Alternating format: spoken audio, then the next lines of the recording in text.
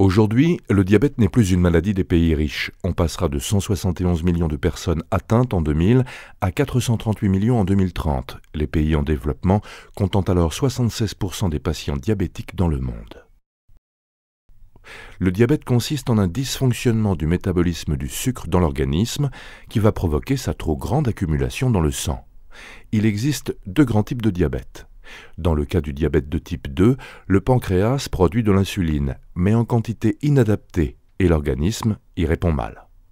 Une partie du sucre transporté par le sang ne passe plus dans le muscle, reste dans le sang et s'y accumule, provoquant des désordres qui se manifesteront progressivement. Ce type de diabète concerne 90% des personnes atteintes par la maladie et touche plus particulièrement l'adulte de plus de 45 ans, sédentaire et en surpoids. Dans le cas du diabète dit de type 1, le pancréas ne fabrique plus du tout d'insuline. Ce type de diabète concerne 10% des personnes diabétiques.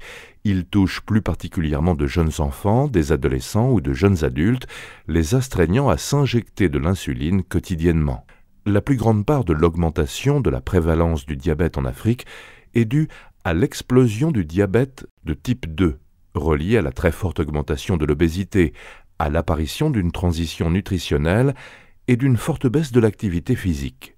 Toutefois, il ne faut pas oublier le sort des enfants et adolescents diabétiques touchés par le diabète de type 1, qui ont, dans la majorité des pays africains, une espérance de vie de 1 an seulement après le diagnostic du diabète, à cause notamment de la difficulté d'accès au traitement ou du fardeau financier entraîné par cette maladie.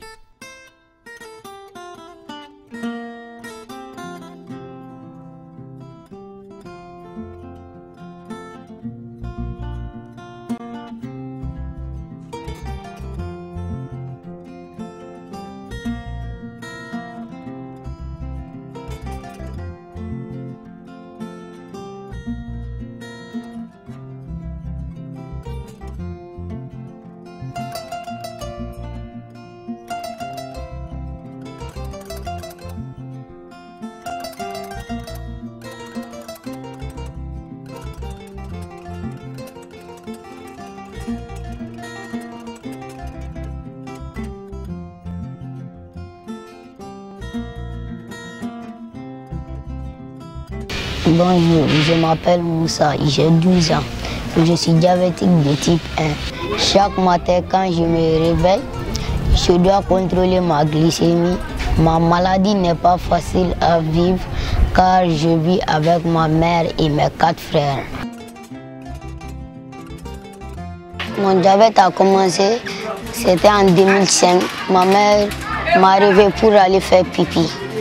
Et je suis revenue. Je me suis couché et j'ai fait encore pipi. On est allé à l'hôpital. J'ai fait 4 jours, 4 nuits aussi. Et puis, ils m'ont fait l'analyse du typhoïde, du cœur, du foie.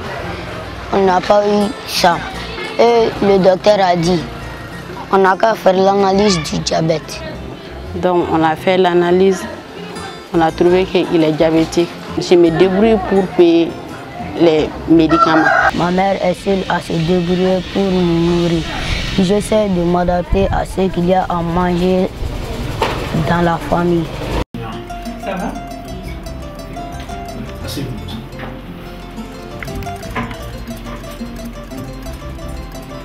Qui dit enfant dit espérance de vie en principe élevée. Donc ces enfants doivent être pris en charge le plus rapidement possible pour que leur espérance de vie puisse être conservée et surtout qu'ils mènent une vie confortable avec leur diabète. Donc en dehors des complications qui pourront s'installer au bout de 10-15 ans d'évolution si une bonne prise en charge n'est pas faite. Des fois, je dois marcher de longue distance pour arriver chez le médecin, car les moyens manquent. C'est très compliqué pour avoir mes insulines. C'est très cher et maman ne travaille pas. Et je tombe tout le temps malade. Et souvent, je reste hospitalisé 2 à 3 mois, ce qui me perturbe de suivre mes cours à l'école. Ma mère est triste pour moi, mais je garde espoir. Mes amis avaient peur de moi, car je tombais tout le temps malade. Ils ne comprenaient pas ma maladie.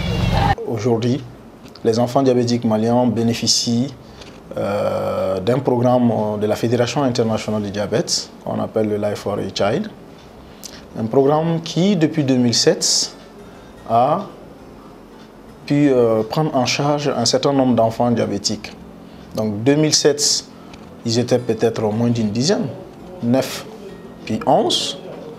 Et progressivement, on a vu qu'il y avait beaucoup d'enfants diabétiques qui étaient méconnus.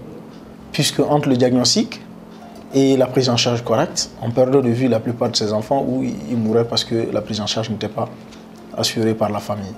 Donc le Life for a Child est venu en appui en insuline, mais aussi en matériel de dépistage, des petits lecteurs de glycémie pour faire le contrôle de leur glycémie régulièrement. Et rechercher aussi les corps toniques dans l'urine, ce qui permet de savoir si le diabète est en phase agressive ou pas, donc ajuster le traitement. Ce programme, aujourd'hui, entre 2007 et maintenant, a pu prendre en charge près de 200 enfants. Aujourd'hui, je suis très content. Grâce au programme, je peux avoir de l'insuline et des consultations gratuites. Les médecins m'assistent beaucoup. Ma vie s'est améliorée. Je suis parmi les 5 premiers de ma classe. Je suis moins un fardeau pour ma famille. Maintenant, je tombe moins malade et je joue avec mes amis qui me soutiennent. J'espère que tous les enfants comme moi bénéficieront du programme et seront sauvés. Le programme mis en place par l'ONG avec les médecins spécialistes a permis de grandes avancées pour les enfants diabétiques.